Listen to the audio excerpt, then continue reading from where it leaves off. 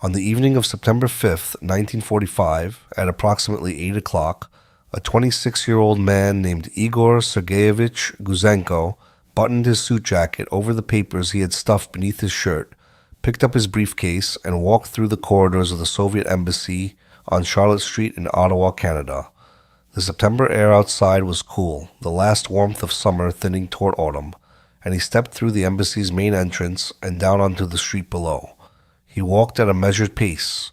He did not look back at the building behind him.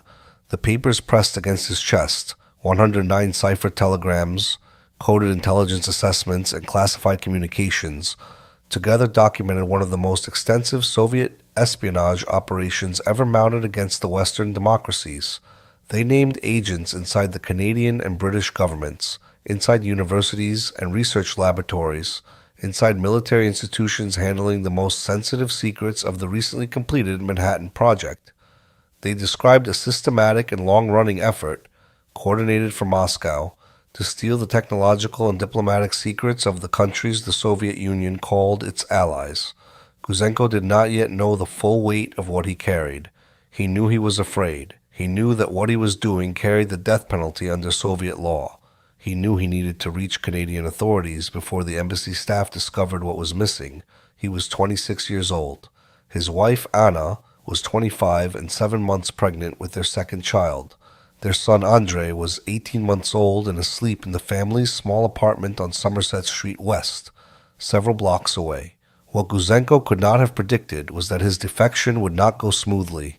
It would take 36 hours, during which he was turned away by a newspaper editor, a government secretary, a crown attorney, and a senior official at the Department of Justice, before Canadian authorities finally agreed to listen to what he had to say. During those 36 hours, Soviet embassy officials would discover the missing documents and dispatch agents to his apartment. The story of those 36 hours, their absurdity, their terror, their repeated near failures, is in some ways more revealing than the documents themselves. It demonstrates how the mechanisms of the Cold War were assembled, not through grand strategic decisions made in conference rooms, but through small human moments. A bureaucrat unwilling to stay past closing time, a newspaper editor skeptical of a foreigner's claim, a pregnant woman and her toddler hiding in a stranger's apartment, while men with Soviet embassy credentials hammered at the door across the hall. The defection of Igor Gouzenko did not simply expose a spy network. Historians examining the period with access to both Western and, after 1991, partially declassified Soviet records have concluded that it fundamentally altered the trajectory of the post-war international order. The Cold War, the roughly 45-year confrontation between the Soviet Union and the Western democracies, did not begin in a single moment or emerge from a single cause, but September 5th, 1945, and the weeks that followed, accelerated and crystallized that confrontation in ways that shaped everything that came after. If stories like this one, the hidden human cost behind intelligence operations, the ordinary lives pulled apart by systems larger than any individual, are what bring you here, make sure you are subscribed and have notifications on. We document these cases every week, and this one goes deep. Igor Gouzenko had been born on January 13th, 1919, in Rogatchovo, a village in the Moscow Oblast, in the year following the Bolshevik Revolution. His father was a schoolteacher. His mother kept the family home. According to the biographical accounts Gouzenko provided in his 1948 memoir, "This Was My Choice," he was a child with an aptitude for mathematics and for drawing, skills that led him, as a young man in Moscow, to pursue training in architectural engineering and technical illustration. His transition from art student to intelligence officer was not unusual in the Soviet Union of the late 1930s and early 1940s, which routinely conscripted skilled professionals into military and security service regardless of their original training or ambitions. According to the research of historian Amy Knight, whose 2005 book How the Cold War Began examines the defection with particular care, Gouzenko was recruited into the GRU, Glavnoye Razvedivatelnoye Upravlenie, the main intelligence directorate of the Soviet military, sometime around 1941 or 1942, as the Soviet Union was fighting for its survival against the German invasion that had begun in June 1941. He was trained as a cipher clerk, learning the technical procedures for encoding and decoding the classified communications that moved between Soviet intelligence residencies abroad and the central apparatus in Moscow.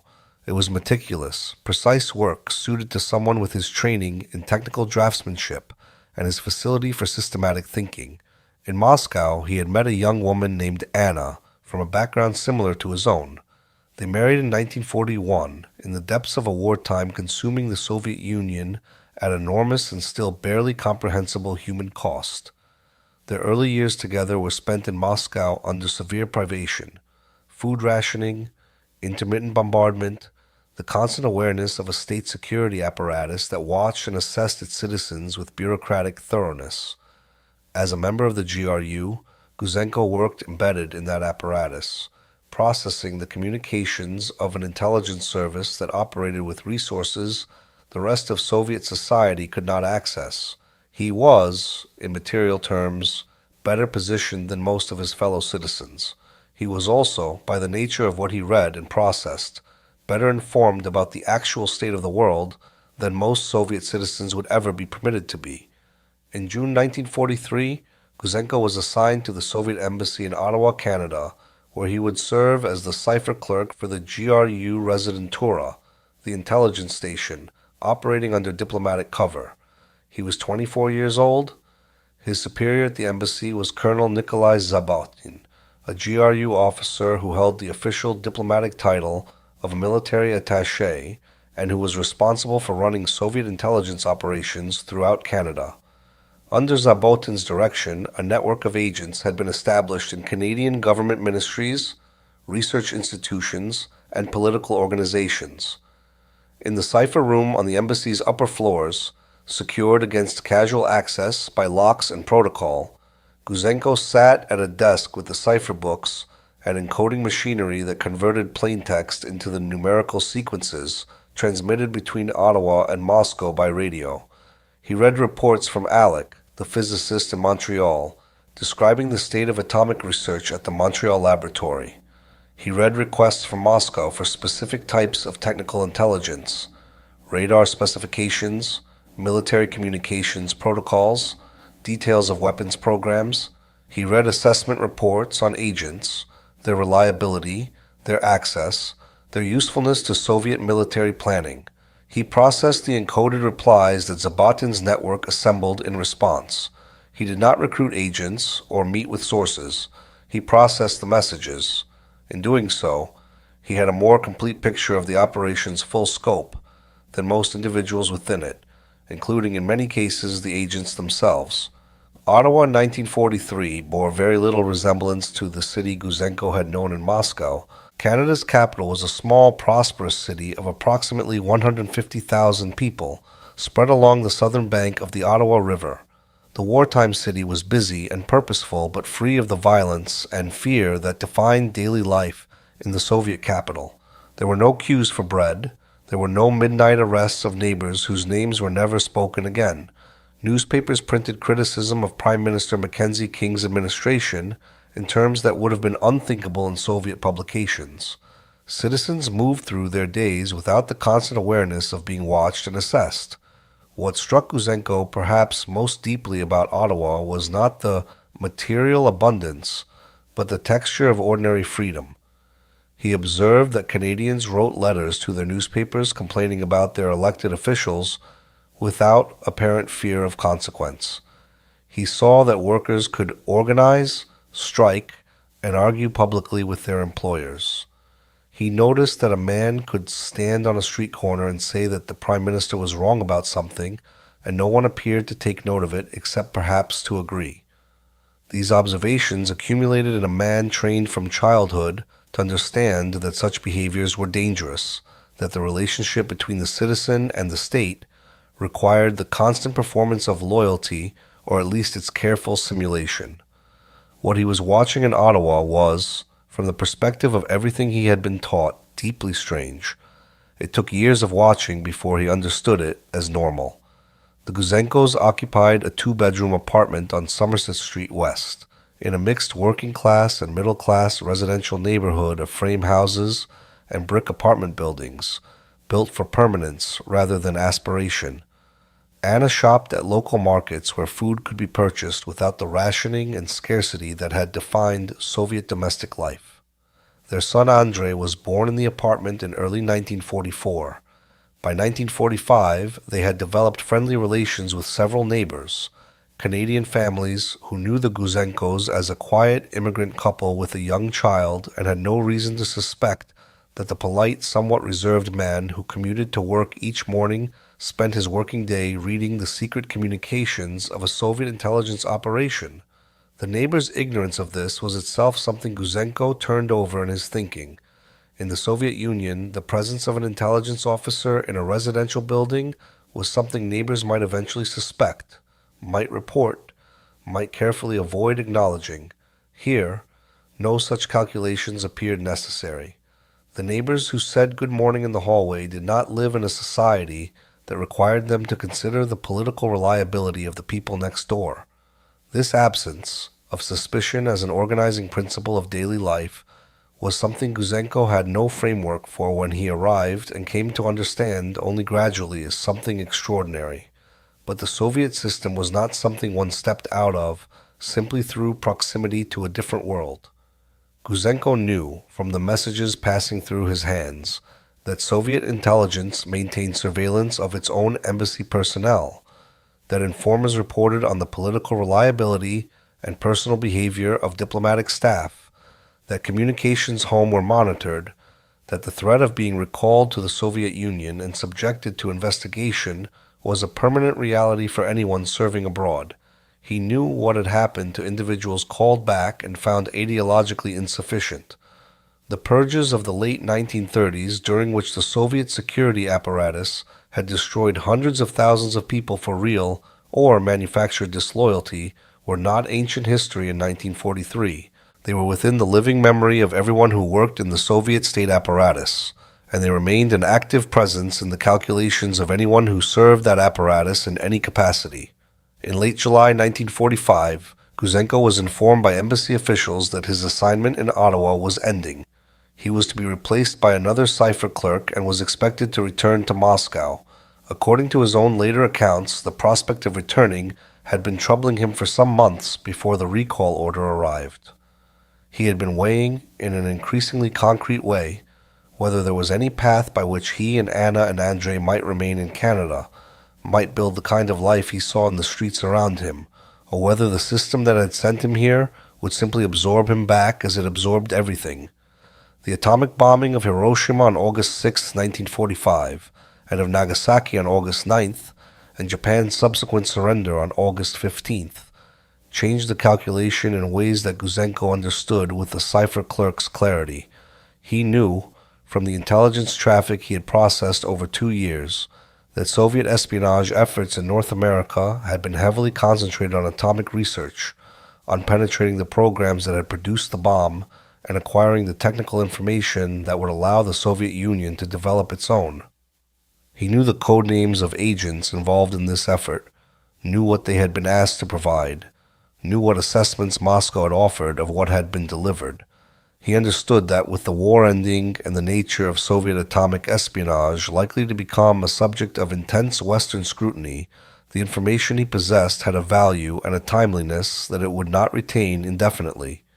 He also understood something more personal and more immediate, that cipher clerks who had processed sensitive communications about agent networks might, in the post-war reorganization of Soviet intelligence operations, become liabilities, people who knew enough to make them dangerous to the apparatus they had served. The same logic that made his information valuable to Western authorities made his return to Moscow uncertain and potentially dangerous to himself and his family. By the end of August 1945, the decision had been made. He spent several days in the cipher room identifying which documents would most completely demonstrate the scope of the spy network. According to the account he provided in his memoir and in subsequent debriefings with Canadian intelligence, he was systematic about the selection, choosing cipher telegrams in which code names appeared alongside descriptions of the intelligence provided. telegrams from Moscow requesting particular types of information that demonstrated what Soviet intelligence considered most valuable, documents describing payment arrangements and communication protocols. He was thinking not about what would be most dramatically compelling, but about what would be most operationally useful to the counterintelligence officers he hoped to reach. He was, in this process, doing the work of an analyst. On the evening of September 5th, 1945, working the late shift in the embassy cipher room as communications from Moscow arrived during the European night, he gathered 109 documents and placed them inside his shirt. He collected his briefcase. He buttoned his jacket. He walked out. The offices of the Ottawa Journal were located on Sparks Street, approximately a 15-minute walk from the Soviet embassy. Gouzenko arrived there at approximately 8:30 in the evening of September 5th and asked the receptionist to speak with someone about a matter of urgent national importance. The night editor on duty that Wednesday evening received him briefly in an inner office. Gouzenko attempted to explain, in the English he had worked to improve throughout his time in Ottawa, that he possessed documents from the Soviet embassy proving Soviet espionage within the Canadian government. The editor was uncertain what to make of the man in front of him. Gouzenko was visibly nervous. His English, while functional, was imperfect. What he was describing was extraordinary on its face. A walk-in from the Soviet embassy, arriving without appointment at a newspaper office at 8:30 on a weeknight, claiming to have brought proof of espionage against the government.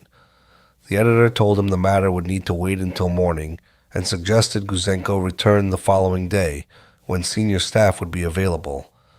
Gouzenko left the Journal building. It was by now approaching 9 o'clock. He walked to the Parliament buildings on Wellington Street, where the office of the Minister of Justice was located in the center block. A secretary told him the minister was not available and that he should return in the morning. Gouzenko walked back to the Somerset Street apartment. Anna was awake and waiting. He had told her what he intended to do before leaving for the embassy that evening. She had supported the decision, though she understood its implications as clearly as he did. If the embassy discovered the missing documents before Gouzenko could reach Canadian authorities, the consequences would be severe. The Soviet Union maintained the legal fiction that its embassy personnel were subject to Soviet law even while abroad, and the Soviet security services had demonstrated their willingness to operate beyond Soviet borders. The assassination of Leon Trotsky in Mexico City in 1940 had been carried out by Soviet agents operating in a foreign country. Igor and Anna were both aware of what that willingness had meant for others. Neither of them slept that night. Outside, the Ottawa streets were quiet and ordinary. Inside the apartment, the documents were still inside his jacket. The morning of September 6, 1945, was a Thursday. Gouzenko returned to the Ottawa Journal. The editorial staff were occupied with coverage of Japan's formal surrender, which had been signed aboard the USS Missouri in Tokyo Bay just 4 days earlier on September 2nd. The story Gouzenko was offering, however consequential, required time and careful attention that the newspaper's personnel were not in a position to provide that morning. He was again advised to bring his material to a government authority. He then went to the office of the Crown Attorney, the government prosecutor, in downtown Ottawa. The Crown Attorney's office referred him to the Department of Justice. At the Department of Justice building, a secretary received him, listened to what he was saying, and told him the matter would need to be handled by the RCMP, the Royal Canadian Mounted Police. She gave him an address. The sequence of what happened next has been reconstructed from multiple sources that do not entirely agree with one another. Gouzenko's memoir, written 3 years later, the testimony of officials interviewed by the Royal Commission on Espionage, and the recollections of individuals involved at various stages. What is clear from all of these sources is that by early afternoon on September 6th, Gouzenko had been directed from office to office for approximately 18 hours, had explained his situation multiple times in imperfect English to officials who were either skeptical, uncertain of their authority, or occupied with other priorities. He had the documents inside his jacket. He had not been arrested. He had not been helped. He had been, in the most literal sense, turned away at every door. His memoir offers some texture to what those hours actually felt like. He describes the particular quality of fear that comes from being unable to communicate the full weight of what one knows to people who have no reason to believe any of it. The frustration of certainty in the face of official doubt, the growing awareness that the same ordinary Canadian bureaucratic thoroughness he had admired from the outside was, from the inside, an obstacle rather than a protection. He had brought proof. He had the documents. He could demonstrate physically that he was telling the truth. And yet each office he entered, each official he encountered, returned him to the street with the same advice. Come back tomorrow. Speak to someone else. This is not something we can handle here. The hours of September 6th passed against this background, the Ottawa sunshine, the normal street life of a late summer Thursday in a prosperous North American city, and underneath it, the growing certainty that the embassy must by now have discovered what was missing. Part of what complicated his situation was the political context in Canada in September 1945. The Soviet Union was still officially a wartime ally, one of the nations whose cooperation had defeated Nazi Germany, and was now expected to contribute to the construction of a stable post-war international order. Prime Minister Mackenzie King had met with Stalin at the Tehran and Yalta conferences. The term Cold War had not yet been coined. The ideological confrontation it would name had not yet calcified. Canadian officials, trained to treat the Soviet embassy as the diplomatic mission of an allied government, were understandably reluctant to take unilateral action based on a story from an unknown man who had arrived with the documents he claimed to have removed from it. Meanwhile, at the Soviet embassy on Charlotte Street, the situation had become clear. Gouzenko's absence from the cipher room, combined with a review of the files, confirmed that a significant quantity of classified material was missing. Colonel Zabotin had been informed. The conclusion was immediate. The Cipher Clerk had taken the documents and was attempting to defect. Embassy personnel began attempting to locate Gouzenko and dispatched individuals to the Somerset Street address where the family lived.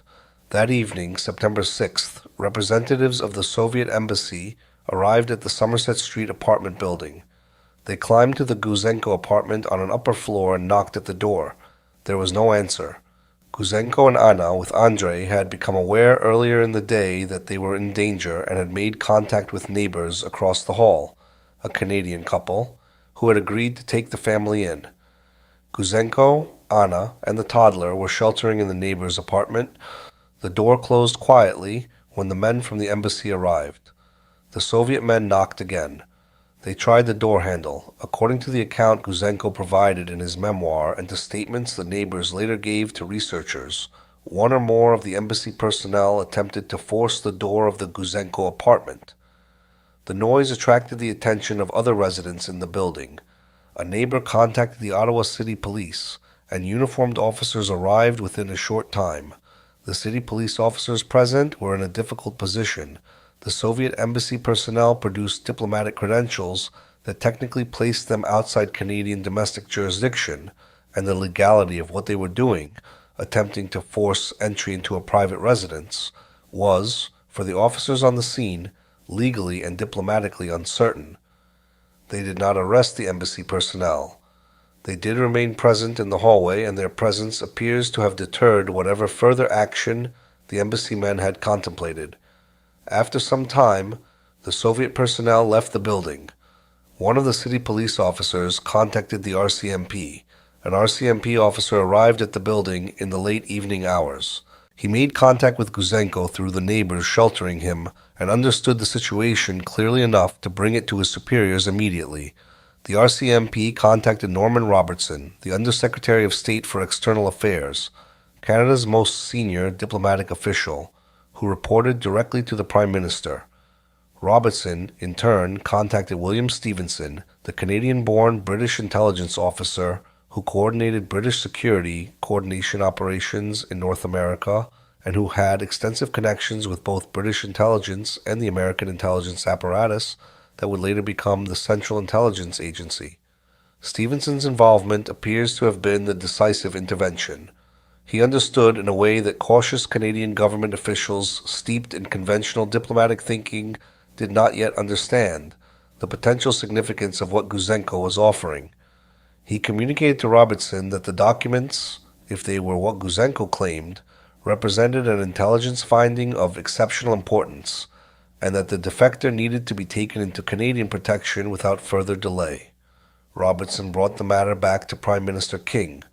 On the morning of September 7th, 1945, 36 hours after Igor Gouzenko had walked out of the Soviet embassy with 109 documents inside his shirt, he was formally taken into RCMP protection. He and Anna and Andrei were moved to a safe house. The documents were removed from his possession, catalogued with care, and placed in the custody of Canadian intelligence authorities.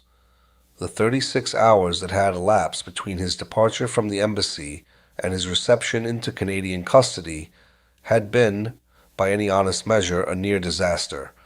If the embassy personnel had succeeded in forcing entry into the Gouzenko apartment, if the city police officers who responded had not stayed on scene through the night, if the RCMP officer had not grasped the urgency of what he was encountering, if Stevenson had not been reached or had not understood the significance of what Gouzenko was offering, any one of these contingencies falling differently might have ended the most consequential defection of the early Cold War in a hallway of an Ottawa apartment building, with a pregnant woman and a toddler on the wrong side of the door. The 109 documents Igor Gouzenko had carried out of the Soviet embassy were examined over the days and weeks following his reception into Canadian custody by a team of RCMP officers and military intelligence analysts working under conditions of strict secrecy. The picture that emerged from this examination was, by any standard, extraordinary in its scope. The documents were primarily GRU cipher telegrams, encoded messages that had passed between Colonel Zabotin's Ottawa station and the GRU's Central Directorate in Moscow over a period of approximately 2 years. They covered the period from 1943 through the summer of 1945, and detailed the workings of a Soviet intelligence network that had penetrated multiple levels of Canadian public life and extended its reach into British and American institutions. The network had approximately 20 identified agents, each referred to by code name. Alec was a British physicist working at the Montreal Laboratory, a branch of the Anglo-American-Canadian atomic research effort that had contributed to the development of the bomb dropped on Hiroshima. His true name was Alan Nunn May, 34 years old in 1945, a Cambridge-educated scientist born in Birmingham in 1911. The documents indicated that May had provided Soviet intelligence with significant information about atomic research, including physical samples of uranium-233 and uranium-235, samples of the fissile materials at the heart of the bomb program. According to the cipher traffic Gouzenko had preserved, May had received in exchange the sum of $200 and a bottle of whiskey. The modesty of that compensation relative to what he was providing would itself become a subject of considerable discussion about the motivations of those who spy for ideological rather than financial reasons. Fred was a member of the Canadian Parliament, a sitting elected official named Fred Rose, who represented the Montreal riding of Cartier as a member of the Labour Progressive Party, the name under which the Communist Party of Canada had been operating since 1943. Rose was 37 years old in 1945. He had been born in Poland in 1907, had emigrated to Canada as a young child, and had been an active communist organizer for more than 2 decades. According to the documents Gouzenko brought out, Rose had served the Soviet intelligence operation as a talent spotter and recruiter, identifying individuals in government ministries and research institutions who held leftist sympathies, cultivating relationships with them, and guiding the most promising toward the network. Professor was Raymond Boyer, a chemist at McGill University in Montreal, who had worked on wartime research involving ERDX, a high-powered military explosive used in a range of munitions and representing one of the significant advances in conventional weapons during the Second World War. The documents indicated that Boyer had provided Soviet intelligence with detailed information about the development and production of this explosive. Boyer was 35 years old in 1945, educated at Harvard and the University of Vienna, and by external appearances, a successful and well-regarded academic who had contributed genuinely to the Allied war effort while simultaneously providing information about that effort to Soviet intelligence. Other agents named or identifiable in the documents worked in various departments of the Canadian government: the Department of External Affairs, the National Research Council, the Department of Munitions and Supply, and a signals intelligence organization that worked closely with the British and American counterparts. Their code names reflected what Soviet intelligence recruiters had systematically sought: individuals with access to weapons research, diplomatic communications, and government policy-making who had been persuaded, through ideological conviction and patient cultivation, that they were contributing to something larger than espionage. What the documents demonstrated, taken together, was not an improvised or opportunistic operation, but a systematic, long-running, methodical effort to penetrate Canadian institutions.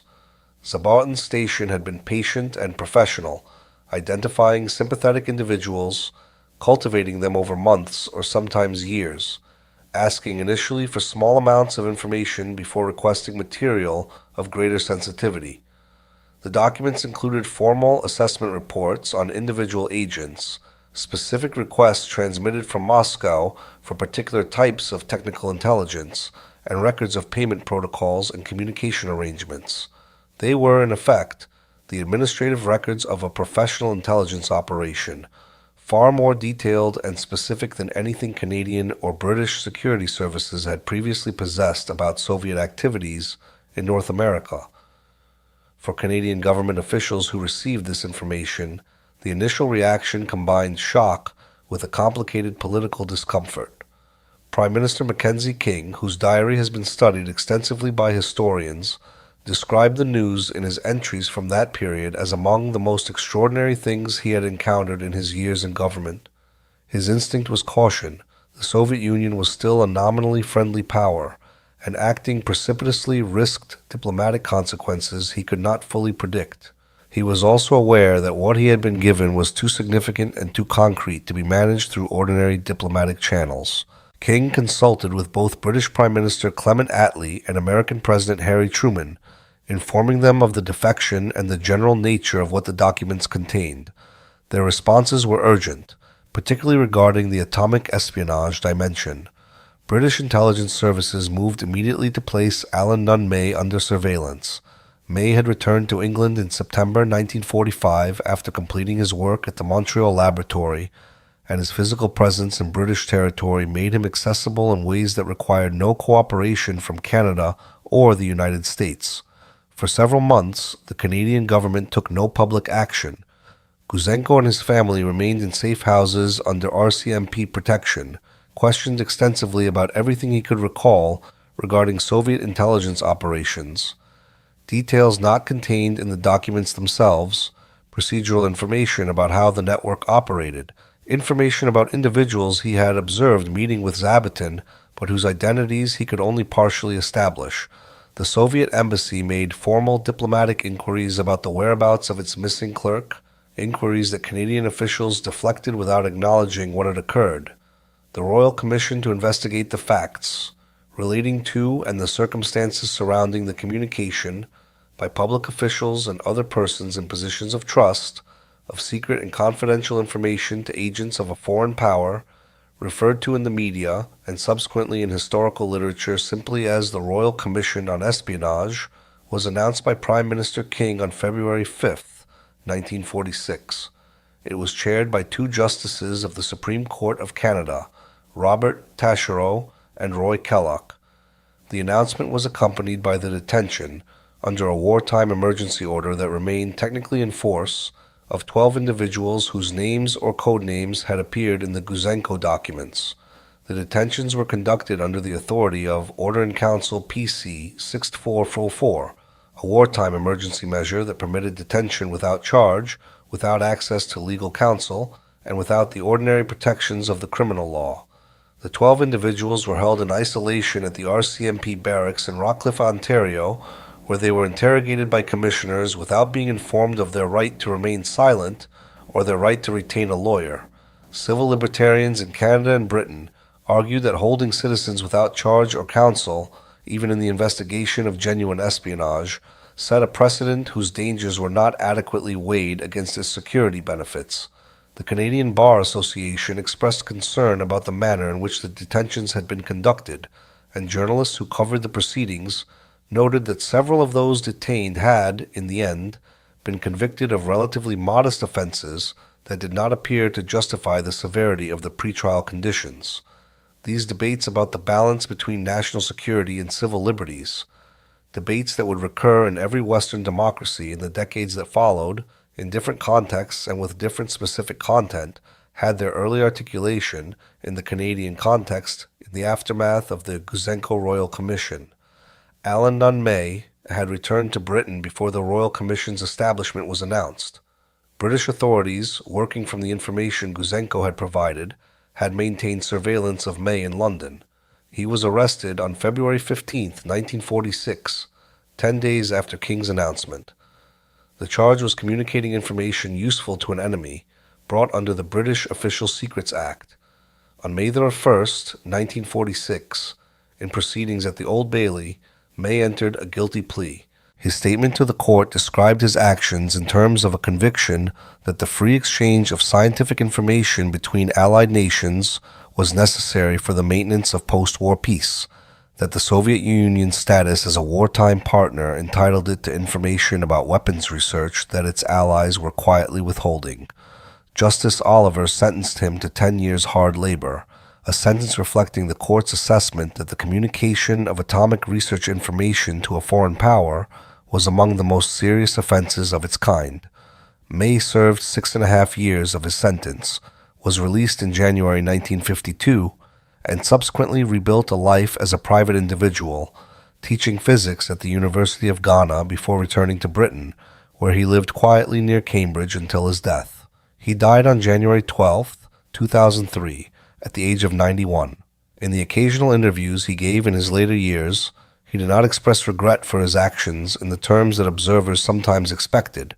He maintained a belief in the principles that had motivated his espionage while acknowledging that the history of the Soviet Union had not confirmed the optimism about Soviet intentions that had animated those principles.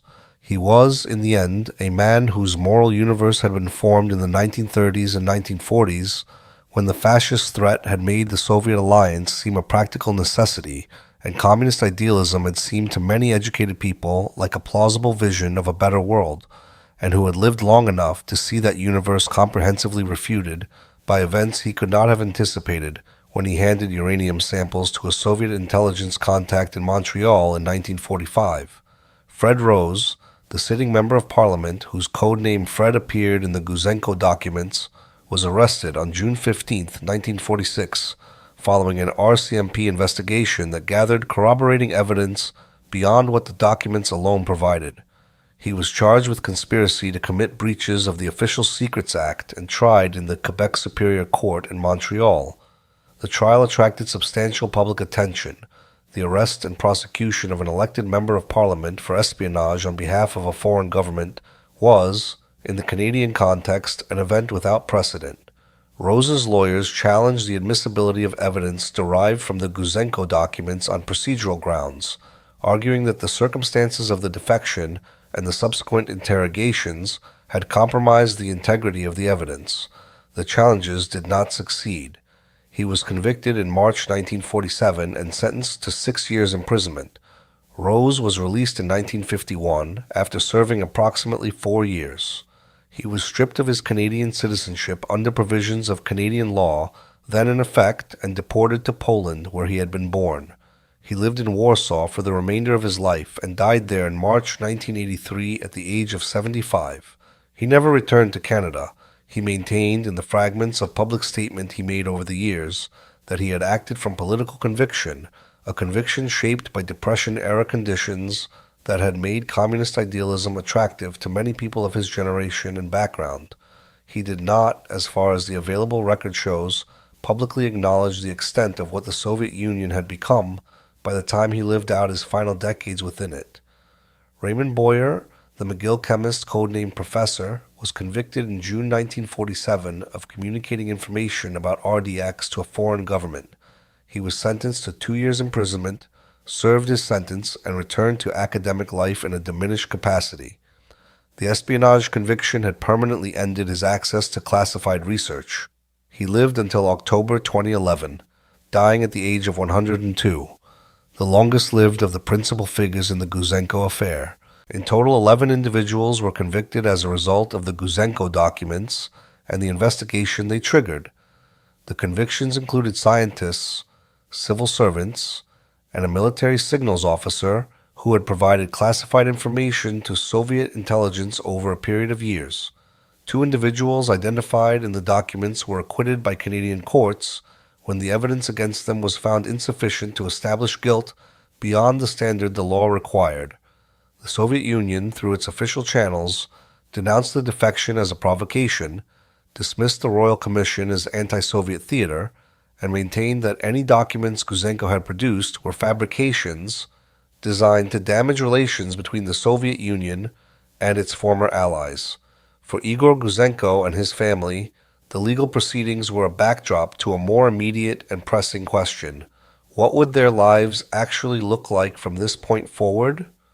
The answer, worked out in consultation with the RCMP and Canadian security authorities over the weeks and months following the defection, was that the Gouzenko family would be given new identities and relocated to a community where they could live without recognition.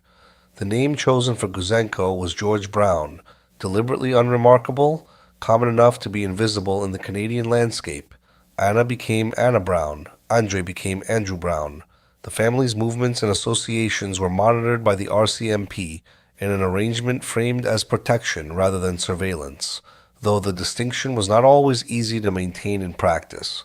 The family was settled eventually in a modest house in the town of Streetsville, Ontario, a quiet community approximately 25 miles west of Toronto that would later be incorporated into the broader city of Mississauga. The house sat on a residential street. The neighbors who came to know them knew them as the Browns, a quiet immigrant family, the father somewhat private, the mother warm and domestically capable, their children gradually assimilating into Canadian school life with the particular blend of eagerness and awkwardness that characterizes children who are becoming something other than what they were born. In the immediate aftermath of the defection, Anna gave birth to their second child, a daughter, in late 1945. Over the following years, the family grew to include 8 children altogether, a domestic expansion that reflected both personal choice and perhaps something deeper, an investment in the new life, a conviction that the country that had taken them in was a place worth filling with the next generation of people who were, in the most literal way, committed to it. Gouzenko devoted considerable energy in the years following his defection to the project of explaining publicly what he had done and why. His memoir, This Was My Choice, was published in 1948 by J.M. Dent and Sons in Britain and Doubleday in North America. The book described his origins in the Soviet Union, his years as the Cipher Clerk in Ottawa, his growing disillusionment, and his decision to defect. It was written in English, a language he had worked to acquire throughout his time in Canada, and was aimed at a general audience only beginning to understand the nature of the confrontation that Gouzenko believed his defection had helped to define. The memoir was measured rather than sensationalistic, though it was clearly written with a persuasive purpose, to convey to Western readers what Soviet society looked like from the inside of its intelligence apparatus, and why that interior view had driven him to risk everything to leave it. More successful in terms of formal literary recognition was his novel, The Fall of a Titan, published in 1954. The novel, written in English and dealing with the fate of a celebrated Soviet writer under Stalinist cultural repression, drew on his knowledge of Soviet intellectual life and the mechanisms by which totalitarian states control and ultimately destroy the creativity of those who serve them. It was awarded the Governor-General's Literary Award for English-language fiction in 1954, Canada's most prestigious literary prize.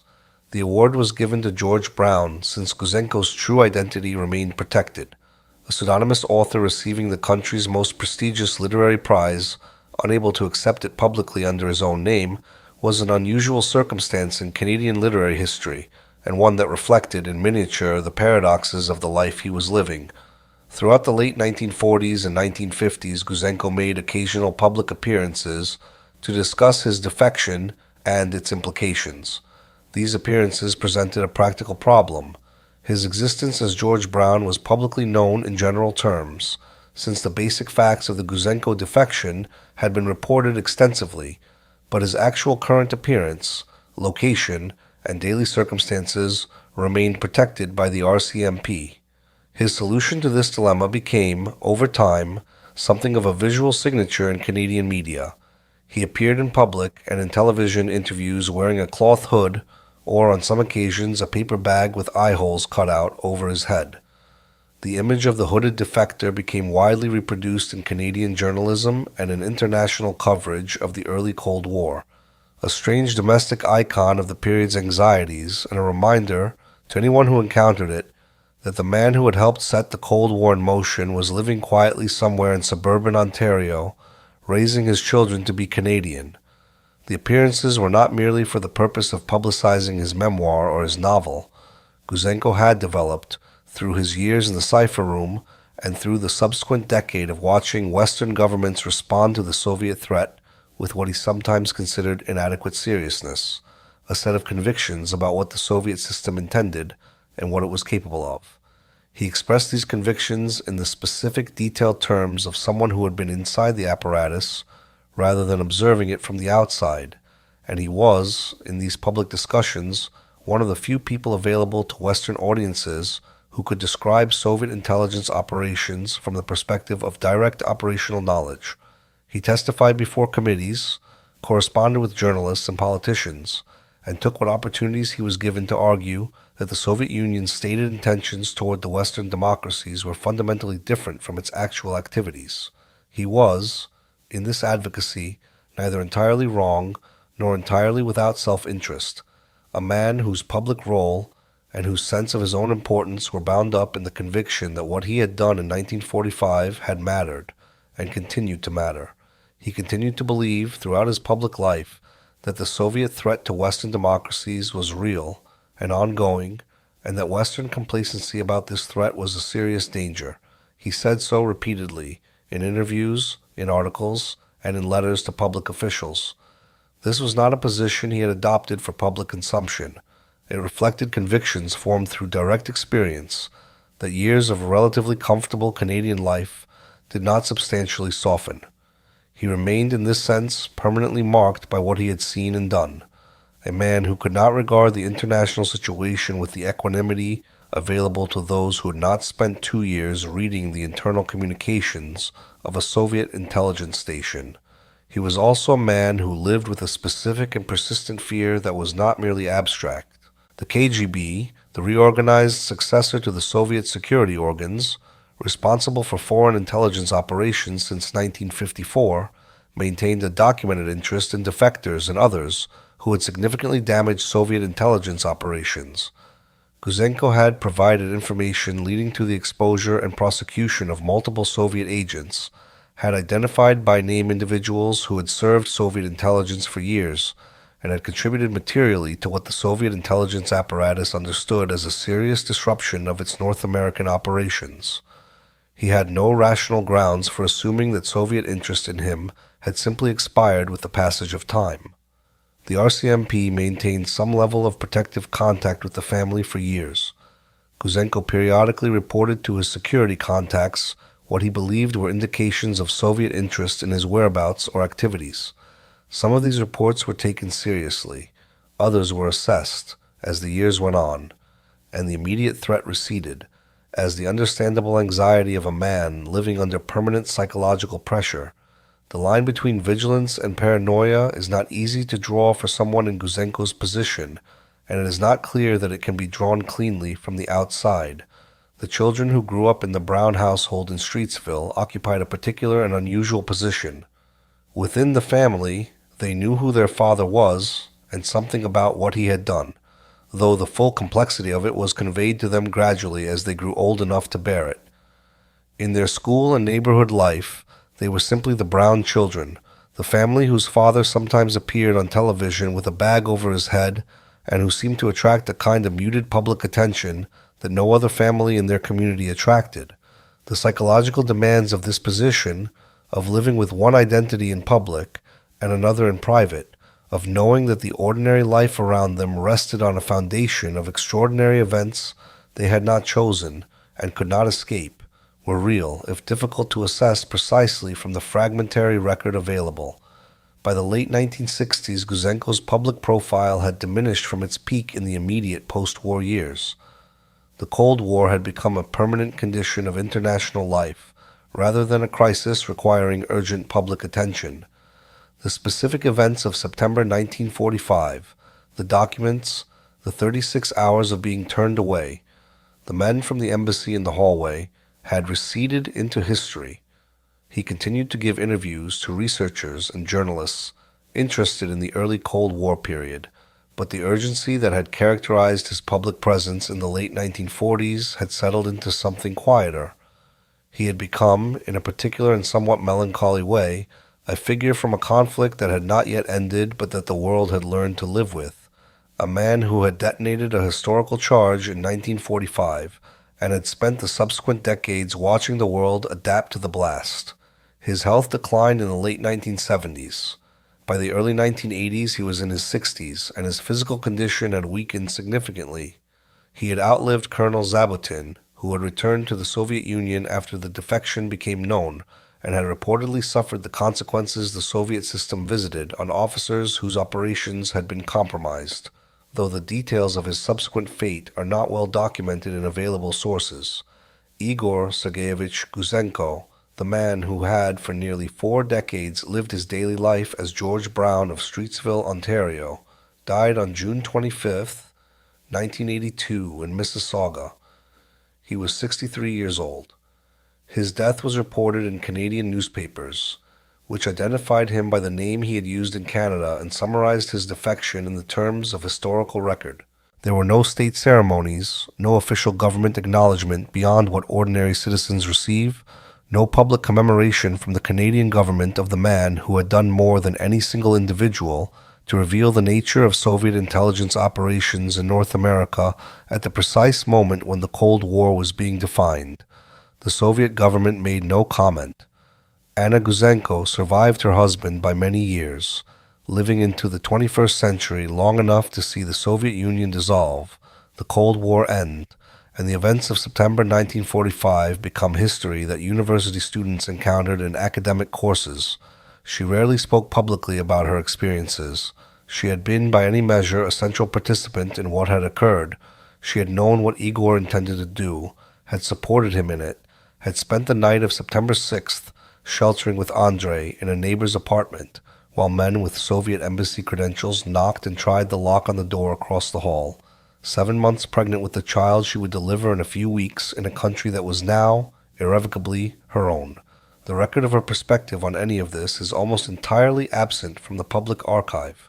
She maintained the privacy that had served as her protection for nearly 4 decades, and it seems that this was a choice she made with the same deliberateness with which she had made every other significant choice of her life.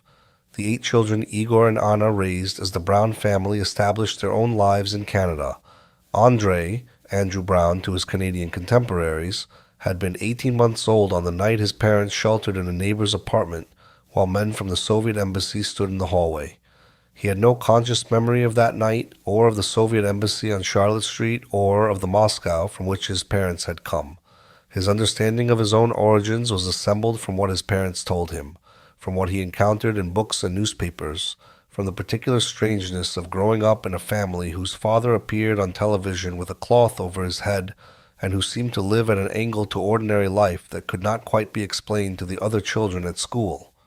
The Gouzenko children built lives in Ontario, working, establishing their own families, becoming Canadians in the full sense, while carrying a history that connected them, by the accident of birth, to events whose consequences had shaped the world into which they grew.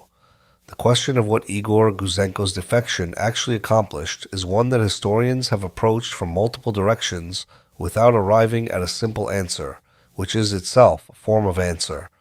Amy Knight's examination of the evidence in how the Cold War began argues that the defection was more than a successful counterintelligence operation, that it was, in a fundamental sense, the moment when the post-war confrontation between the Soviet Union and the Western democracies became irreversible.